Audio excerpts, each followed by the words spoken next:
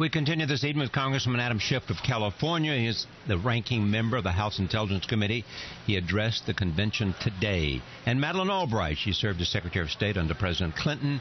She addressed the convention yesterday. I am pleased to have both of them. Let me begin, Congressman Schiff, with the letter that you sent to the President.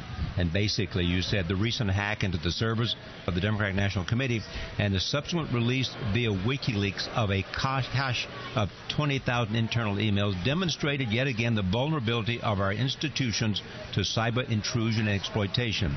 In its timing, content, and manner of release, the email dissemination was clearly intended to undermine the Democratic Party and the presidential campaign of Secretary Hillary Clinton and disrupt the Democratic Party's convention in Philadelphia. I think a lot of people are asking, what's the evidence of that its intent was to disrupt the campaign of Hillary Clinton? I can't discuss any of the classified information, but just on the basis of what we know publicly about Russian capabilities, Russian motivations, and Russia's history of interfering in the political affairs of other countries, Russia has to be the leading suspect here. But they're the suspect. I just want to clear this up. I mean, the two questions aren't there. One, the question is, did they do it? And there seems to be a consensus that they did it, that Russia did, but not. It hasn't been completely.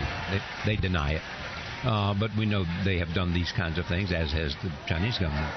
The second question is, what was their motive, and was it to disrupt the political process so Hillary Clinton would lose the election and Donald Trump would be elected?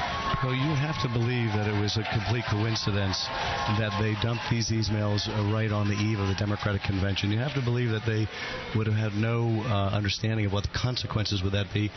I don't think those are reasonable assumptions at all. I think you have to expect that the actor responsible was quite deliberate in what they did. And I also think that the motivations are so palpably clear in terms of a candidate in Donald Trump who says he may back away from sanctions against Russia over its invasion of a neighbor, someone who is undermining the security guarantees of NATO, someone who talks admiringly of Putin. The case is pretty clear about the motivation is, and the effect was also very clear. And allow countries to acquire nuclear weapons as well. Yes. What do you think? Well, I think it's outrageous, frankly. I think that that there was hacking into the DNC. Absolutely, and I think it is interference in our electoral system. And generally, I think, as I said yesterday, Trump's behavior is a gift to Putin. Because what Putin wants to do is to disrupt Europe and to make more and more problems for NATO, and they're on the same wavelength. I am just stunned. I think the kind of thing, especially the part to do with lifting sanctions and then really making clear that NATO shouldn't exist and that the Russians should hack the emails from the State Department is basically, I think, seditious. I think it is illegal. It is something that needs to be really examined. I've heard him called the Siberian candidate. But at the same time, I mean, it's pretty wide knowledge, isn't it? Other governments hack. Well, President Obama has talked about the Chinese. Well, but we've complained about the Chinese. The Chinese have done a number of different things, but this is directly interfering in our electoral process.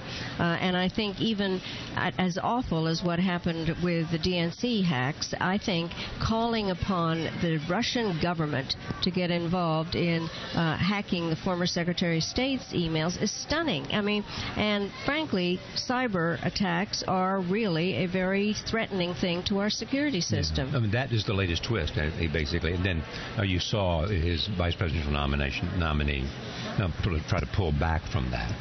His vice presidential nominee. Yes. Well, I don't know when he has authority to speak for Trump. And I think that it's outrageous. And the fact that that is even being considered when we talk about what it's like for foreigners to interfere in our electoral process, I think this is the most direct kind of interference that I've ever read about. You agree with that? Absolutely. You know, it really is staggering that you would have a candidate for president, one of the major party nominees, inviting an adversarial government to engage in cyber espionage. To engage in cyber espionage on behalf of his political campaign and against his adversary. It would be disqualifying for any other candidate. It ought to be disqualifying for him. Disqualifying meaning what? You're suggesting that he should step down as a nominee of the Republican Party? Well, I think it's too late for that, but I think he ought to be disqualified by the voters. He ought to be roundly rejected. He's not waiting to become commander-in-chief to do damage to the country. He is already affirmatively doing damage to our alliances. He's emboldening our enemies. He's undermining our counterterrorism fight by saying that we should ban Muslims and alienate the Muslim community at home and alienate our Muslim allies abroad who we need in that fight against ISIS. So he is doing damage now. And this is, I think, what you get when you make a reality TV performer your national candidate. And it's an unmitigated disaster, I think. The question is whether he even recognizes how serious his actions are. I've just been in Europe. I was in Warsaw during the NATO summit, and then I was in England. I spent more time trying to explain what Trump was talking about, why he was doing it, who was he damaging, was he kidding, did he understand the seriousness of what he was doing. And I think people feel in a campaign that you're only talking to the American people. He's talking to the world, and he's scaring everybody and making our security situation much, much more dangerous. I think that he is unqualified, and I not fit to be president. Not fit to be president. Or as Secretary of State Clinton said to me a week ago, a dangerous man. I think he is a dangerous man, and he proves it to run for president in a weird way every single day. And when I woke up this morning and I heard about this business of, trying to get the Russians to help in terms of the sanctions lifting, and that totally fits into Putin's campaign as well as Trump's. And I wonder what it is that they're thinking about doing. And the fact that Trump so admires an authoritarian figure like Putin and would give him an A in leadership, I have said if Trump were in my class, I would fail him on decision making. Do you think Putin is prepared to move on the Baltic states? I think we don't know. He is playing kind of games there, and part of the thing with the Baltic states, especially Estonia, is a fully e-government. And there was an incident several years ago. People were concerned, and I think we don't know what Putin's motives are. And if he did, are you confident what the Obama administration would do? Well, I think that they are NATO members. We are obligated under Article 5, and the question is whether you can actually trace where it came from. But I think that the President has made quite clear, and he did at the NATO summit, in terms of our obligations to our member states. Well, many people have observed that NATO is not now prepared to defend those states in terms of its own military prowess at this moment. Well, they are deploying troops there, and that was one of the... increasing the level. Increasing the level, and I think actually the summit in Warsaw was quite remarkable in terms of the cooperation, the decisions to have battalions in all the Baltic states and in Poland, American troops, and have equipment in various areas. So I think that the NATO is living up to its expectations. Turkey is a member of NATO. It is, yes. I think that the situation in Turkey is also very complicated, but they are a NATO member. Yeah. This is National Security Night. We're taping this at 8:39, and so we don't know what the president will say. We don't know. We have some indication. We don't know what the vice president will say. We don't know what the vice Tim Kaine will say. But I mean, what is the Democratic Party? What is it they want to say about national security? Well, I think what we want to say is that we confront some real threats to the United States from terrorist groups like ISIS and Al-Qaeda, from increasingly belligerent countries like Russia and a rising China, from a madman in Pyongyang who has nuclear weapons. There are enormous threats from Iran, a state sponsor of terror, and we need a commander-in-chief who has the experience and the judgment and the toughness for this job, and who understands the consequences of what she says, of what he would say, and the power in that office, and is prepared to walk in and be commander-in-chief on day one. There's only one person who fits that bill, and that is Secretary Clinton. I think for the national security needs of our country right now, we have probably the supremely best qualified candidate we could possibly ask for, and I think that's what we're going to try to communicate. What worries you the most as a ranking minority member of the House Intelligence Committee? You're one of 4 people that get to see most of the intelligence of the country. What worries you the most? Well, what worries me the most is terrorism. Is it North Korea? Is it, an aggressive China? Is it Russia feeling like it's on the move? In the near term, it's the terrorism threat that concerns me the most. It's the continuing pernicious conduct of ISIS. It's Al-Qaeda that we really haven't had as much of a focus on in the public discussion, but who very much wants to recreate what they did on 9/11. In the near term, I think we have our greatest risk from homegrown radicalism, as we've seen. But and lone wolves. In the mid and longer term, ISIS and Al-Qaeda are trying to get people here to attack us, and that's a grave concern. Over the longer term, I really worry about nations like Russia. I worry about China's belligerence in the South China Sea, and I worry about the nuclear aspirations of Iran still, as well as the unpredictability of a regime like Kim Jong-un's. The unpredictability and an increasing ability to incrementally gain in their capacity to do something. Absolutely. Yeah. What worries you? Well, all the things that the Congressman stated, but I also worry about an accident. And we were talking about the South China Sea, that there would be some kind of an accident where... It would be seen as provocative. As being provocative. And then it'd be provocative and in response. Actually, an accident in the Arctic in something that the Russians are doing, or in the Baltics. And I think part of the reason to have somebody with a steady hand and experience is to be able to assess whether something is deliberate or an accident. And the thing that worries me is that you have somebody running in the Republican Party that has not a clue how the decision-making process works or how to deconflict in a crisis, and in fact who is trigger happy. So I think that is a problem. And then I think also what Secretary Clinton is so good at is understanding the various sources of our power, and understanding that force is one of them, but so is diplomacy, so are economic measures, so is the people-to-people diplomacy. You've been a friend of hers for a long time. Some say there is some gap between where she is and where President Obama is, that she has opposed certain things that he did not do. She wanted him to do more in terms of supporting the moderate Arab forces at the beginning. She was more in favor of and led the charge with respect to Libya. She is said to be more hawkish than he is. Does any of that resonate with you? I think that there's been an evolving situation. President Obama was elected to end the wars in Iraq and Afghanistan.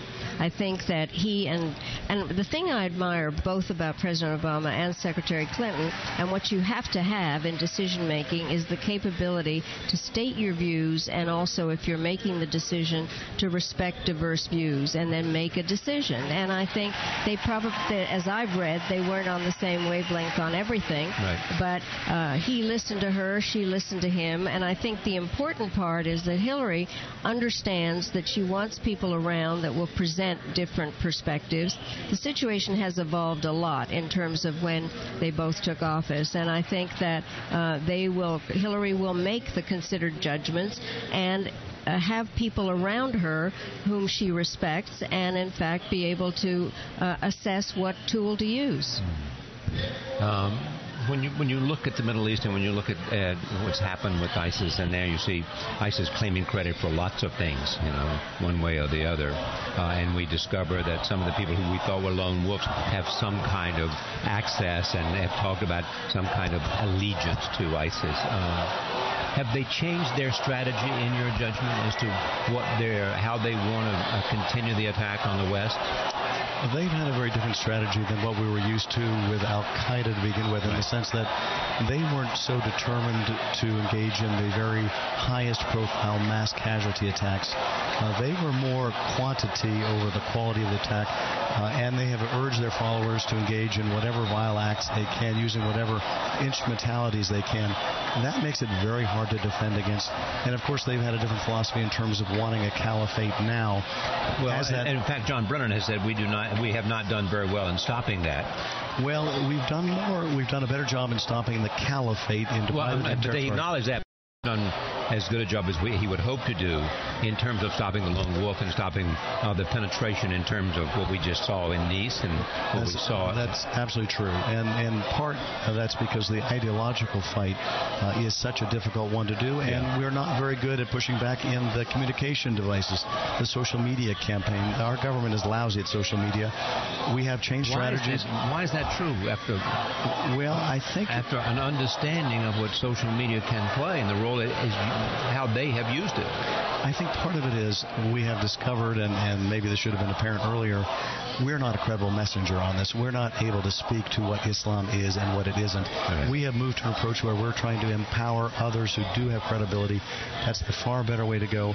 But still, we have seen there are people on the fringes of society, both here, certainly around the world, alienated communities in Europe, that are very amenable to ISIS's message. Some of those have serious mental health problems or on the fringes of the criminal justice system, and rooting that appeal out is a very tall order, so it's a challenge. I think one of the things that we have to do is to do intel sharing with our allies, which is why alliances are important. On a bilateral basis, not with respect to the European Union. Well,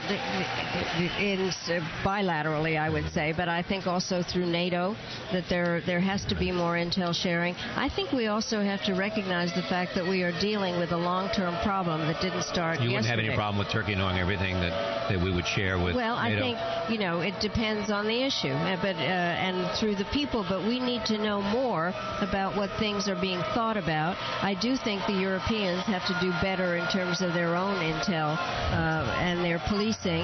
But I do think the other part, Charlie, and I think that is hard, is we want an instantaneous answer to this. This is a problem that has been generational issue. It is a generation. We need to get Muslims to help us because it is something that has to be done from within, and we have to work very hard on the situation that created the issues out of it. There are, I think, a very ironic issue that is taking place is we do better in controlling the size of the caliphate. They go somewhere else. Indeed. But do you think calling them Islamic extremists, the president does not do that? Do you think that those who do that, in a sense, aid the Islamic cause? I mean, I know that it becomes kind of a semantic thing. It does. I think they are extremists who have hijacked a religion. And I think we have to be careful not to blame all Muslims for all the terrorism. But nobody's saying that. They're saying these are extremists. Well, this is what people indicate when they say they don't want, why aren't you using the word? And I think that we need to understand these are extremists who have hijacked a religion, and they are killers. Thank you for coming. Thank you. Thank you for joining us. See you next time. For more about this